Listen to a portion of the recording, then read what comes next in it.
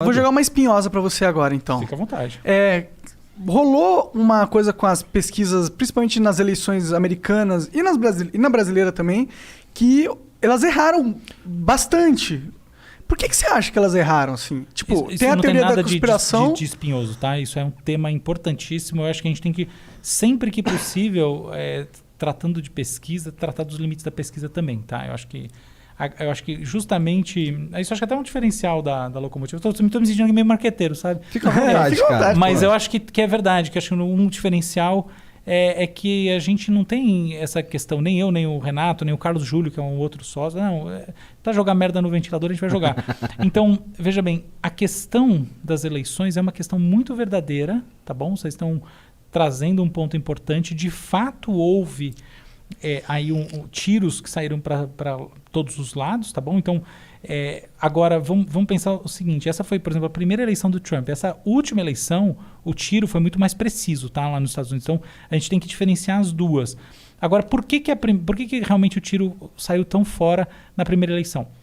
Primeira razão, a mais básica de todas, o chamado viés da amostra. Veja bem, é o seguinte: existe um perfil de pessoa que se sente mais confortável para externalizar suas opiniões. Em particular, vamos pensar o seguinte: se você é amplamente a favor da vacinação irrestrita, massiva, como eu, você vai ter o prazer de externalizar. Agora, pensa que você é uma daquelas pessoas que acredita que, por exemplo, a vacina pode estar inoculando um chip no seu corpo, tá bom? É provável que você não se sinta confortável de externalizar essa burrice, porque todo mundo vai ver que você é burro. É interessante o que você está falando, porque não necessariamente é burrice, tá? Não necessariamente, não. Uma vacina dar um chip é uma burrice. Não. Você tá desconsiderando a principal razão para alguém achar isso. Qual que é? Loucura. Tá. Porque, veja bem, se você parar para ver, a base dessa ideia de você ser inoculado com alguma coisa é a base da ideia de que existe um controle externo sobre você. É um sentimento paranoide que dá isso, tá? Que existe um pouco também. Mas... Lógico, é isso que eu estou falando. 1% da população tem esquizofrenia, tá bom? Sim, então, sim. Uma parcela maior da população tem pensamentos paranoides de vários tipos. Então, que, vamos dizer assim, podem evoluir para uma espécie de loucura. Então, você achar que você está sendo vigiado, que existe uma coisa dentro de você e etc e tal, não necessariamente é uma burrice no sentido assim, está associado a baixo QI, baixa inteligência, performance... Você achar que está sendo vigiado é fato. Você está sendo vigiado. Não, mas você entendeu? Sim, não, eu estou entendendo. O negócio está inoculado que você é um agente secreto, você é o Neo. Exatamente, essas coisas. Matrix. Fundamentalmente, uma das grandes causas disso são as pequenas tendências psicóticas, que elas são muito mais comuns do que a gente imagina. Então, a pessoa muitas vezes acha essas coisas, todo mundo ridiculariza ela. Eu fico pensando, será que ela tem um psiquiatra?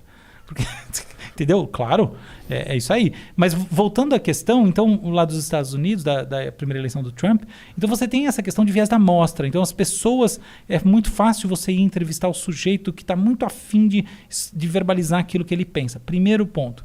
O segundo ponto é associado a esse primeiro, mas ele é ligeiramente diferente. É o seguinte: as pesquisas são fundamentalmente feitas com painéis, tá? Com gente que... Como é que você faz para perguntar para... Você precisa fazer 30 mil pesquisas, ok?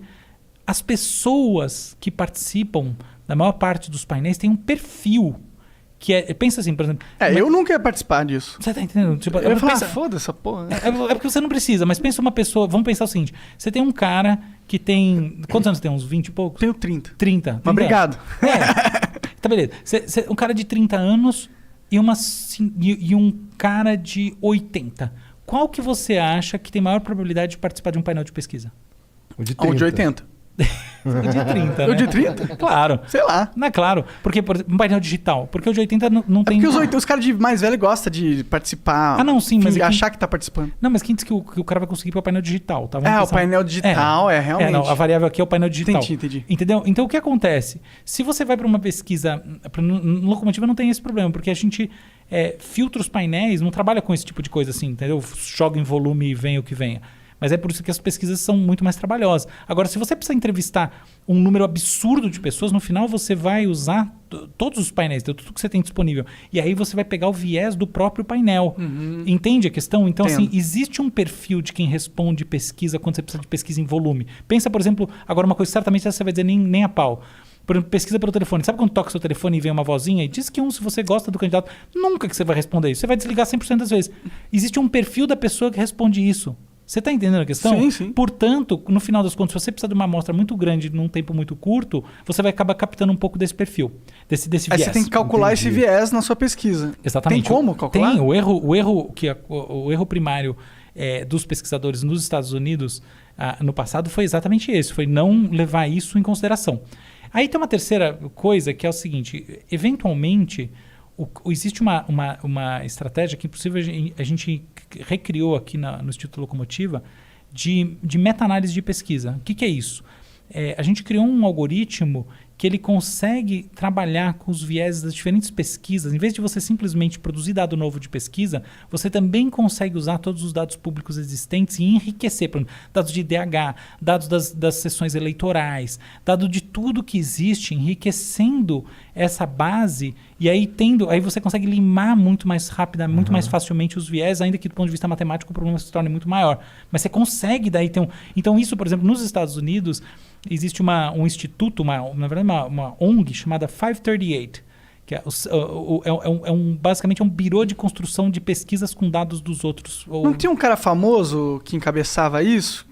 Que era um cara que acertou do Obama contra o... ele é o maior estatístico dos Estados Unidos. Eu já ouvi falar desse cara, já ouvi falar desse negócio também. Então, e o 538, basicamente, é uma metodologia, ele é baseado numa metodologia de integrar diferentes pesquisas.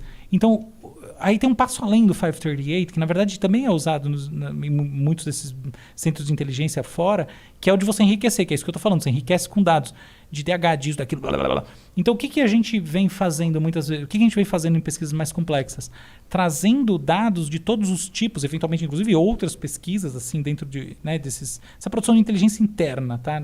E aí enriquecendo com esse tipo de dado. Então, por exemplo, no painel lá do Todos pela Vacina, que é isso que eu falei, a gente tem muito dado, por exemplo, todos os dados de todas as cidades, todos os municípios do Brasil, de todos os tipos, então IDH, número de leitos, número de médicos, número disso, número daquilo, né? E com isso tudo a gente criou um algoritmo que dá um índice de vulnerabilidade à Covid-19 no município, que é atualizado em tempo real pela taxa de vacinação naquele lugar, e além de todas essas outras coisas que estão em torno e da pesquisa em si que é feita no Brasil todo, com os agentes de saúde e tal, que é essa coisa que o Renato Lamessós toca com a... Isso é o Todos pela Vacina, isso aí faz parte? Ou é isso?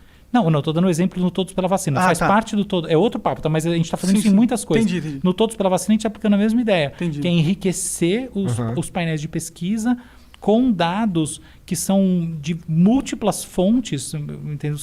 A gente tem, isso é um das spin-offs, que é Clean Data, que tem mais de, 100 fontes. Todas as fontes de dados que você imaginar a gente tem, entendeu? E aí a gente enriquece isso e o aprendizado de máquina, né, a tal da inteligência artificial, ela vai gerar aí, através de uma inteligência preditiva, um índice da vulnerabilidade. Então, por exemplo, você vê um mapa e você clica e você vê qual que é a vulnerabilidade daquele município em tempo real. Muito foda. É legal. Muito foda mesmo. É o mesmo princípio da política, tá? Então, como é que você resolve o problema do viés da mesma maneira? Junta vários tipos de dados, você não vai resolver, tá? Mas você mitiga ele fazendo esse processamento. Pô, tu acha que... Você estava falando aí que os institutos de pesquisa lá, quando saiu aquela primeira pesquisa, que eles não levaram em consideração esses dados aí, por isso teve um erro. Não é isso? Isso é um fator. O segundo fator é o próprio perfil de painelistas, pesquisas feitas muito rapidamente. Então, e o terceiro é da natureza, do caráter intrínseco de quem gosta de responder pesquisa. Sim. Então, tudo isso daí deu um resultado que... Vamos ser conspiracionista aqui rapidinho, só para eu ver o que tu acha. Tu acha que os caras viram aquele resultado ali que tinha a ver com o que eles gostariam que fosse verdade e soltaram daquele jeito para influenciar decisões, ou isso é doideira? Olha... Porque quando eu vejo uma pesquisa e tem um candidato lá que eu tô vendo que ele tá atrás, não tá legal, e talvez isso influencie a votar no que já tá ganhando, será? Não, sim, tá bom. Então, existe uma tendência das pessoas que é de evitação da frustração. Então, você não quer estar com o cavalo que tá atrás na corrida, tá? Então, de fato, uma pesquisa pode influenciar o voto, e não só o voto, mas outras tomadas de decisão. É assim que é. Aham. E uma curiosidade, assim, eu adoro tomar decisão. Tá? Minha livre docência foi sobre processo decisório no cérebro humano, meu doutorado também, essa coisa. Vamos falar sobre isso. Vamos, adoro esse assunto. Isso é um assunto bem louco, esse é um assunto bem inclusive. legal. Porque decisão, pra mim, é assim, realmente... Tem a ver com Deus, na minha opinião, decisão. O cara não acredita em Deus. Não é isso. Não tô rindo por isso. É que eu achei a associação bem assim, sei lá, tem. Não, daqui a pouco não, ele te explica. eu te explico. Tá, por quê. tá. Eu vou adorar conhecer a sua tese. Mas indo direto a esse ponto aqui, é o seguinte: a pesquisa influencia. E os Estados Unidos, ao contrário do Brasil, é um país, os Estados Unidos é um país em que você se assumir do ponto de vista ideológico, até porque é bipartidário o país, não pega tão mal. Então, por exemplo, Fox News é claramente republicana. New York Times é claramente democrata. Então, até a gente pode dizer que em alguns institutos de pesquisa, porque tem muita pesquisa paga nos Estados Unidos, tá? Pesquisa política paga. De alguma maneira, jogaram nessa linha. Mas eu não acho que é o grande problema, tá? Então, eu não acho que foi o erro, né, na predição da vitória do Trump veio disso. O erro, para mim, ele veio desses outros fatores que eles aprenderam a filtrar melhor. Tá. Mas esses outros fatores eles não estavam presentes nas outras eleições, onde eles acertaram? Então, putz, cara, mais ou menos, porque é o seguinte, mais ou menos, porque no caso do Trump, a primeira eleição, né, sempre tem que lembrar que a gente está falando da primeira eleição, há um fenômeno novo acontecendo, porque o Trump, de fato, ele é o cara que tem o discurso de que ele nega a política, entendeu? Então, ele era um outlier. Ele foi um outlier nas primárias republicanas. Então, vamos dizer assim, que é uma coisa muito mais... é um fenômeno muito mais imponderável. É um ingrediente diferente das outras eleições. Tem. O Bolsonaro também, em certo sentido, foi... Se você pensar, por exemplo, desde da primeira eleição, desde do Fernando Henrique, o Bolsonaro é um fenômeno diferente, entendeu? Então, é nesse sentido que houve algo de difícil predição.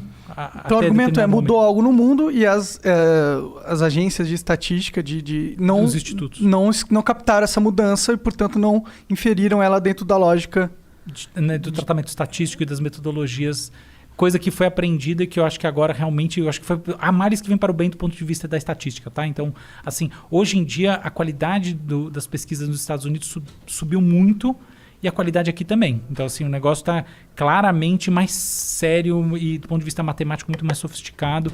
E eu vejo isso no Locomotiva. Assim, o negócio é realmente pesquisa feita com, sei lá, os 100 bilhões de neurônios que a gente tem na cabeça. Tá?